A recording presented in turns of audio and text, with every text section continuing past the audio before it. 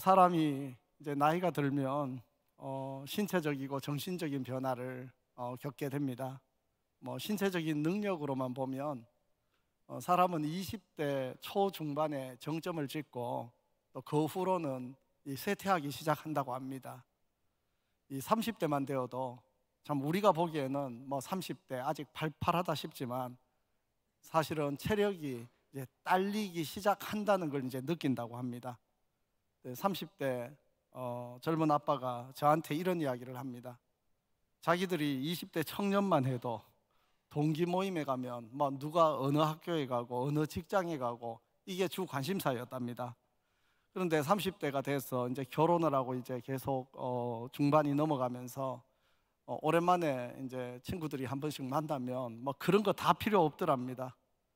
그러면서 야, 너 머리 이런답니다. 그러니까 누가 머리숱이 빠지고 안 빠지고 이게 이제 그때 자기들끼리의 관심사랍니다. 머리숱 안 빠지는 게 그때는 최고다 이렇게 이야기를 하는데요. 우스갯소리 같지만 30대부터 우리 신체적인 노화는 눈에 이제 띄게 시작된다, 그렇게 그걸 볼 수 있습니다. 그럼 40대가 되면 어떨까요? 신학대학원 시절에 늦게 이제 신학을 하신 이 40대 동기 여 전도사님이 계셨습니다. 근데 수업을 듣는데 어느 날 앞이 잘 보이지 않고 이 히브리어 글자에 이 모음이 제대로 보이지가 않는답니다. 히브리어 글자의 모음은 이 점이 2개인가 3개인가 이게 중요하거든요. 그래서 병원에 가가지고 왜 이렇게 제가 시력이 나빠졌어요? 그랬더니만 노안이 왔답니다. 그래서 이제 돋보기를 썼는데 너무 잘 보이더라 그럽니다. 40대에는 정말 시력이 감소하기 시작하고 흰머리도 이제 눈에 띄게 늘어난다고 합니다. 근데 시력뿐 아니라 청력도 감소됩니다. 이 제일 높은 음역대 소리부터 잘 안 들리기를 시작하는데요. 그리고 시끄러운 곳에 가면 뭐 대화에 집중하기가 어려워집니다. 근데 20대, 30대들은 엄청나게 시끄러운 그 카페에서도 심지어는 클럽 같은 곳에서도 아무 문제 없이 서로 대화를 할 수 있는데 이 40대부터는 이제 그게 안 되기 시작합니다. 그리고 이 40대부터는 체지방도 증가해서 이제 나이살이 생깁니다. 암이나 이 심질환 비율도 이때부터 증가하기 시작합니다. 근데 이제 50대 이후부터 신체적인 능력의 쇠퇴가 더 두드러지는데요. 이 피부에 잔주름 정도가 아니라 깊은 주름이 생기고 이 피부 아래에 색소가 이제 쌓여서 이 검버섯이 이제 생기기를 시작합니다. 그리고 근육과 뼈도 줄어들고 뭐 배나 내장, 이 몸통을 위주로 이 지방이 더 늘어납니다. 근육이 감소하는데 그 중에서 특별히 이 집중된 좀 폭발적인 힘과 속도를 감당하는 이 속근섬유가 위축이 되기 때문에 동작이 이제 굼뜨기 시작합니다. 여성의 경우에는 이 골 강도가 감소하면서 이 척추에 이 디스크가 무너진다고 합니다. 그러니까 집사람하고 저하고 이제 결혼을 했을 때 이 키 차이가 약간 별로 안 나는 듯 보였습니다. 근데 요즘에는 제가 조금 더 확실히 크게 보입니다. 그게 이것 때문입니다. 물론 이제 사람마다 차이가 있고 또 관리를 열심히 하면 노화의 속도를 또 늦출 수는 있습니다. 하지만 그걸 거스를 수는 없습니다. 오늘 성경 말씀처럼 우리의 겉사람이 점점 낡아져간다, 쇠퇴해 간다, 이것은 누구도 피할 수 없는 사실입니다. 나이가 들면 그러면 무조건 부정적인 면만 있는가? 그렇지는 않습니다. 20대의 뇌는 아직 판단력이 성숙하지 않는 뇌입니다.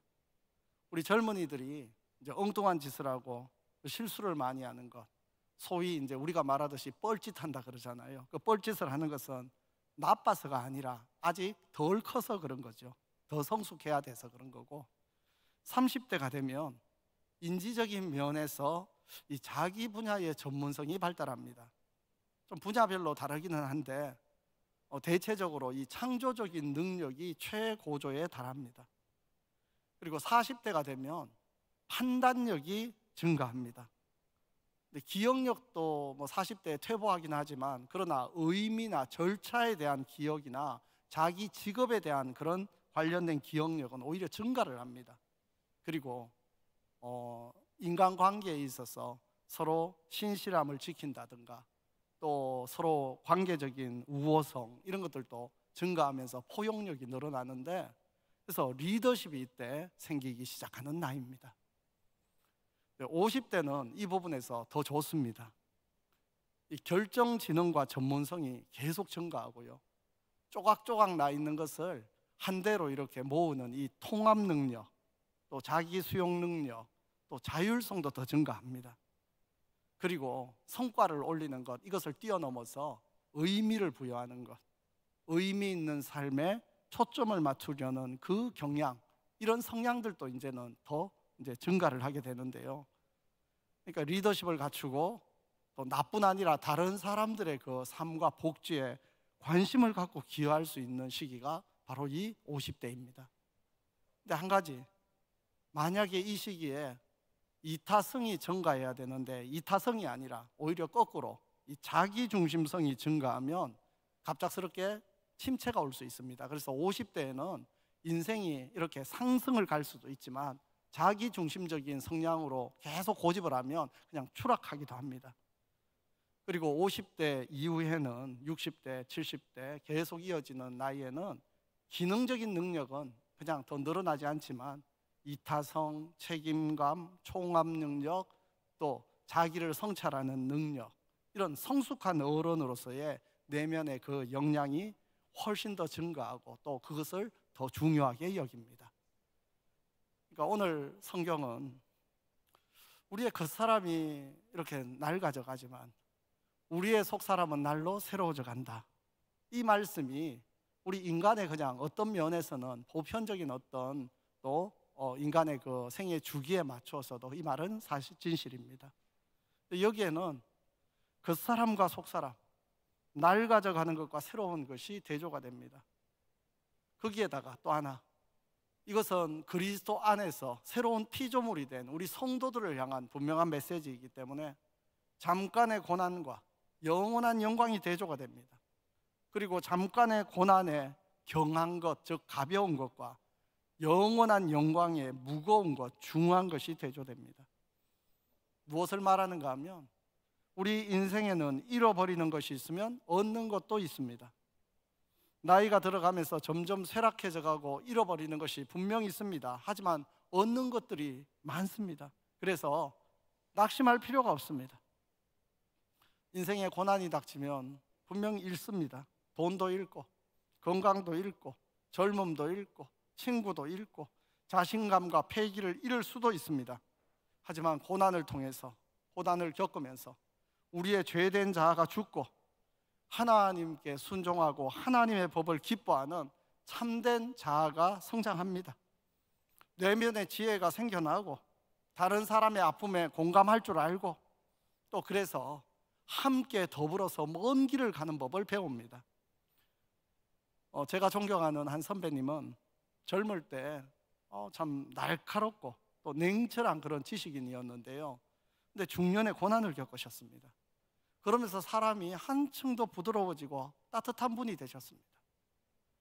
나이가 들면서 잃는 것과 얻는 것, 고난을 통해 잃는 것과 얻는 것, 이것을 만약에 우리가 비교해 본다면 어느 쪽이 더 크고 무거울까요? 물론 나이가 든다고 사람이 저절로 얻어지는 게 많다, 이 말도 아닙니다. 고난을 통과한다고 해서 무조건 성숙해지는 것도 아닙니다. 오히려 그 반대도 있습니다. 나이가 들수록 더 이렇게 그냥 사람이 더 고집스러워져 가는 것도 있고, 또 고난을 겪으면서 망해져 가는 것도 있습니다.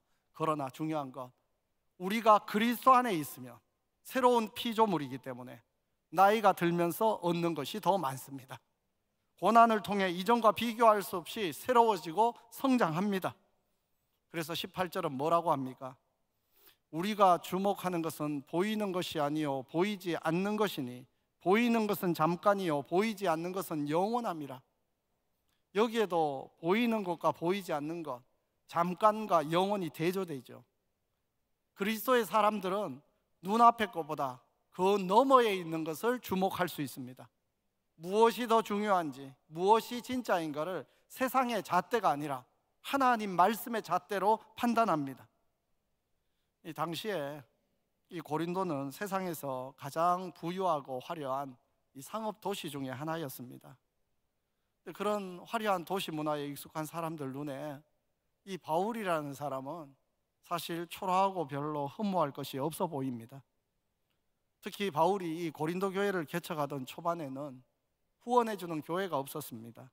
그래서 한동안 자비량 선교를 했어야 됐는데요. 그래서 낮에는 그 아고라의 그 시장 노동자들과 천막 만드는 일을 하고, 밤에는 이 복음 전하는 일을 하면서 이중적인 수고를 감당했습니다. 그리고 바울의 복음을 듣고 따랐던 사람들도 상당수가 그러다 보니까 시장 노동자들, 가난한 사람들, 노예들이었습니다. 그러니까 세상 기준으로 보면 바울도 그렇고 이 고린도 교회를 형성했던 그 성도들도 하나도 흠모할 것이나 부러울 것이 없어 보입니다. 하지만 오늘 바울은 우리가 주목할 게 뭔가 이것을 말합니다. 바울이 주목한 것은 눈에 보이는 영광이나 화려함, 세상의 부요함이 아니었습니다. 그는 자신과 고린도 성도들의 그 내적인 변화에 주목합니다. 그들의 내면에 그리스도가 계시고 성령이 임하시고 하나님의 말씀이 역사하고 있습니다. 그들은 그리스도 안에서 새로운 피조물이 되었고, 그리고 지금도 성령 안에서 새롭게 변화되고 있습니다.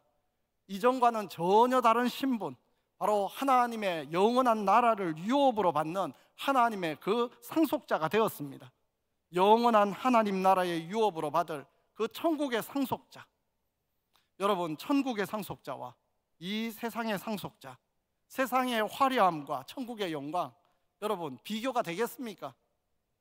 세상의 영광은 그냥 모조품이고 잠시 있다 사라질 것에 불과합니다. 그래서 바울은 이 고린도 성도들이 세상의 화려함과 부요함에 눈이 가려서 자신들 안에 일어난 이 변화, 영적인 생명과 내적인 성장, 하나님이 약속하신 영원한 영광을 놓치지 않기를 바랬습니다.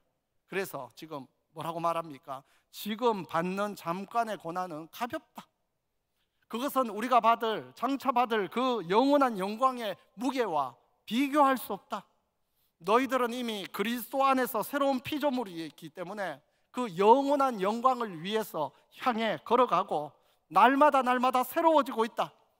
이 시각을 분명히 가지고 세상이 말하는 것, 세상의 그 관점에 흔들리지 말라, 그렇게 권면합니다. 성도 여러분, 나이 들어가시는 것이 서럽습니까? 감사합니까? 인간적으로는 상실과 쇠락, 쇠퇴가 분명히 있습니다. 그래서 좀 섭섭하고 서운한 감정 들어올 수 있습니다. 아, 내가 옛날의 내가 아니구나, 낙심되고 우울해질 수 있습니다. 하지만 믿음의 눈으로 보면 나는 날마다 성장하고 있고 새로워지고 있습니다. 그래서 그 날마다 내 안에 육신은 점점 쇠퇴해져 가지만 내 영은 새로워진다. 이 믿음의 눈으로 보면 감사하고 기뻐할 수 있습니다. 자, 우리 옆 사람하고 이렇게 한번 고백해 보면 좋겠습니다. 뭐 우물우물 하지 마시고 정말 딱 보고 고백하십시오. 나이 들어가는 내가 좋습니다. 이렇게. 자, 그리고 상대방을 향해 이렇게 표현하십시오. 나이 들어가는 그대가 더 아름답습니다.